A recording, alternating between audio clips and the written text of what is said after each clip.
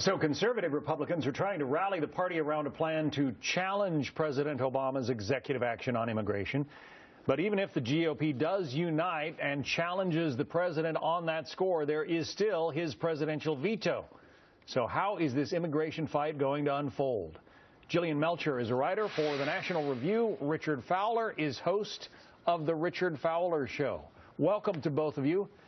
Thanks for having me. Jillian, just overall, what do you think about the strategy here? I mean, which side, the president or the Republicans in Congress, are winning the strategy battle here? Well, I think there's no question it's the Democrats that are winning this right now. I mean, the executive action was a pretty politically sly move. If you look at what it actually does for immigrants, it's not getting them a green card, not putting them on a path to immigration. This is a temporary measure. But it really plays on sort of the party divisions of Republicans on immigration. This is a really controversial issue. And now we've got them talking about the legality of an executive action rather than working to pass lasting, effective immigration reform. Richard, the president famously said time and time again he didn't have the power to do this, and then he did it. So how does he justify it? Well, here's the thing, and I think Jillian's right. This is not immigration reform. This is a small fix on a larger problem.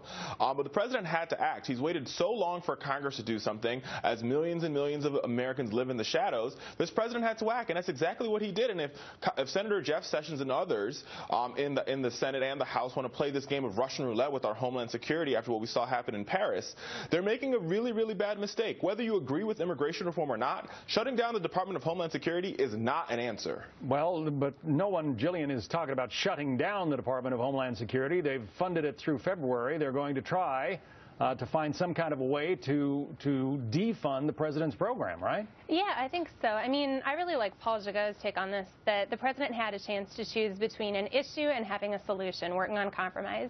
And I think with this, it's very clear that he's chosen an issue. He wants this as something that he can just hold over Republicans, really bash them in the press about it, saying that they haven't done anything on immigration when really he's pushing a divisive policy.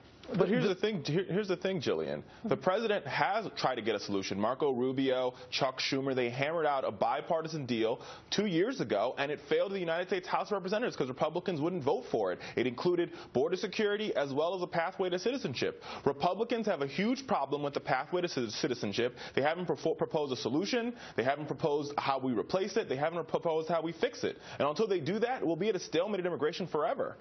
Well, look, this is a divisive issue in both parties. I mean, you've got the divide within the Democratic Party between labor and the minority community. I mean, I think this is something that is going to require a lot of compromise, and putting forth an inflammatory executive action that's legally dubious is not the way to go about it, not the way to force compromise. Richard, as you well know, I mean, she is correct in that there are many in the African-American community who are saying, hey, we helped elect President Obama, but we've got terrible unemployment, and legalizing, 5 million people work permits isn't going to help that situation. But this is in the Democratic Party. It's not a divide and conquer type of deal. There's a lot of African Americans who are of immigrant descent, including myself, who say we need a pathway to citizenship. Right? This is not a a zero-sum game here. I think what Democrats are arguing is we need a solution. We need a pathway that's sensible, that's reasonable, that's not instant amnesty, which is not what the bipartisan bill was. The president is okay with that, and now it's time for Republicans to move the ball forward. They can pass the same bill Marco Rubio authored 2 years ago, and the president will sign it today. There was an amnesty program under Ronald Reagan, and it was supposed to end the problem of illegal immigration once and for all, Richard, and it didn't do that.